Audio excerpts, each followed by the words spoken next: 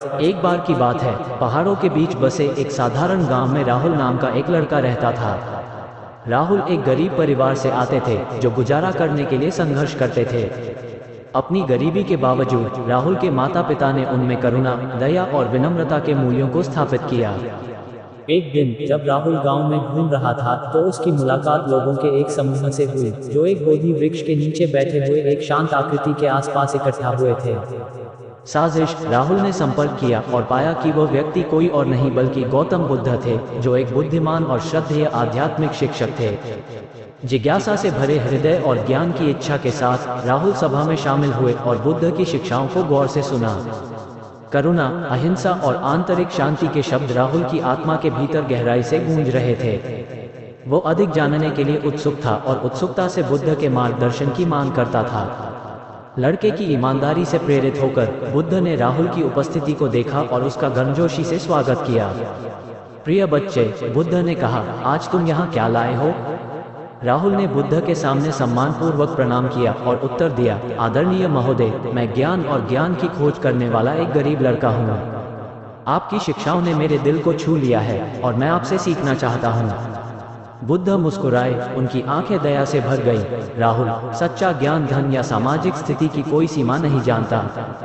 मैं यहाँ अपने ज्ञान को उन सभी के साथ साझा करने के लिए हूँ जो इसे चाहते हैं, उनकी परिस्थितियों की परवाह किए बिना।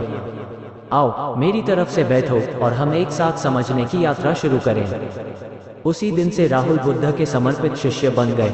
उन्होंने अपने दिन लगन से महान शिक्षाओं का अध्ययन करते हुए प्रेम, करुणा और निस्वार्थता के सिद्धांतों को आत्मसात करते हुए बिताए।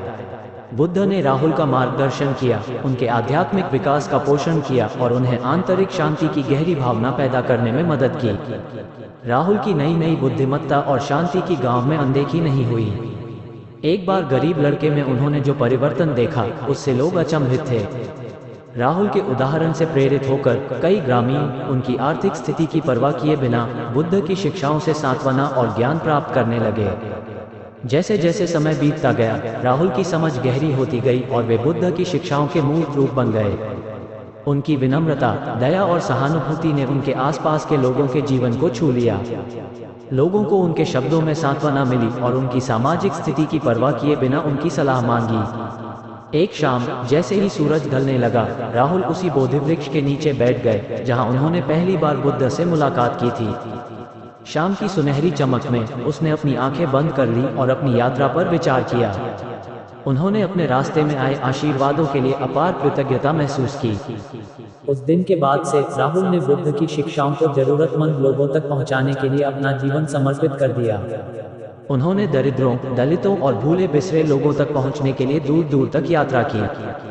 प्रेम और करुणा के साथ उन्होंने उनकी पीड़ा को कम करने में मदद की और उन्हें बुद्ध से प्राप्त गहन ज्ञान की एक झलक प्रदान की। कालांतर में राहुल अपने आप में एक महान शिक्षक के रूप में जाने गए। उनकी सादगी, उनके ज्ञान की गहराई ने जीवन के सभी क्षेत्रों के लोगों के दिलों को छू लिया।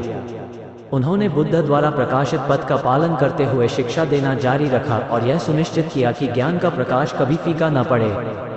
और इसलिए बुद्ध की शिक्षाओं को अपनाने वाले एक गरीब लड़के की कहानी एक अनुस्मारक के रूप में कार्य करती है कि सच्चा धन भौतिक संपत्ति में नहीं बल्कि हमारे हृदय की समृद्धि में निहित है।